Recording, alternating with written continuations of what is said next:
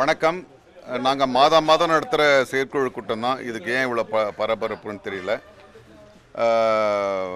நாங்கள் இந்த திரைப்படத்துறையை எவ்வளோ இன்னும் வேறு ஒரு தளத்திற்கு, உயர்ந்த தளத்துக்கு கொண்டு போய் சேர்க்கணுன்றதான் எல்லாரும் பேசிகிட்டு இருக்கோம். ஸோ சில நல்ல முடிவுகள் எடுத்திருக்கோம். அது தயாரிப்பாளர் சங்கத்தோடு நாங்கள் அது பகிர்ந்துக்குவோம்.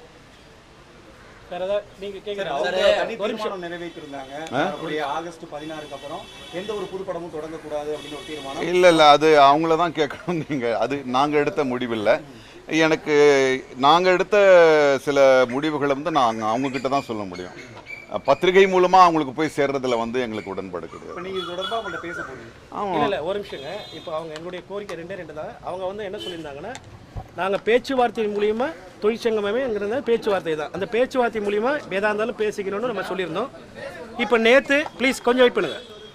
நேற்று அவங்க எங்களுக்கு ப்ரொடியூசர் சங்கத்திலேருந்து முரளி தலைவர் கடிதம் அனுப்பிச்சிட்டார் எங்களுக்கு. நம்ம பேச்சுவார்த்தை மூலியமாக எதாக இருந்தாலும் பேசி தீர்த்து கொள்ளலாம் அப்படின்னு எங்களுக்கு கடிதம் அனுப்பிச்சிட்டாரு.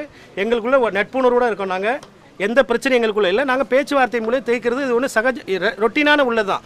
அவங்க புகார்கள் சில நடிகர்கள் மேலே எங்கள்கிட்ட கொடுக்குறதும், நாங்கள் புகாரை வாங்கி திருப்பி அவங்களுக்கு பதில் அனுப்புறதும் அதே மாதிரி ரொட்டீனான நடக்கிறது தான். ஆமாம்.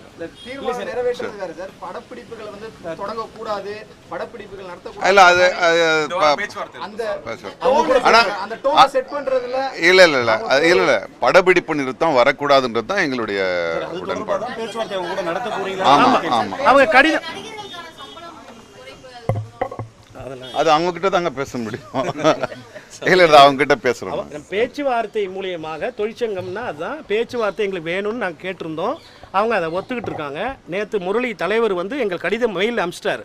நீங்கள் ஒரு டேட் சொல்லுங்கன்னு. நாங்கள் இந்த வாரத்தில் ஒரு டேட்டை சொல்ல போகிறோம். பேச்சுவார்த்தை மூலம் எல்லாமே சுமூகமாக முடிஞ்சிடும். அவ்வளோதான் சார். அவங்க இந்த முடிவுகளில் நாங்கள் உறுதியாக இருக்கோம்.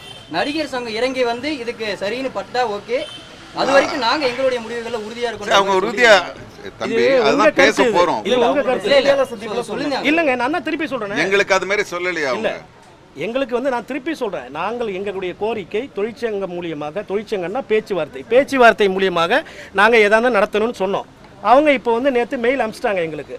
நீங்கள் தொழிற்சங்கம் மூலியமாக நம்ம பேச்சுவார்த்தை மூலியமாக நடிகர் பிரச்சனைகளை தீர்த்து கொள்ளலாம் அப்படின்னு.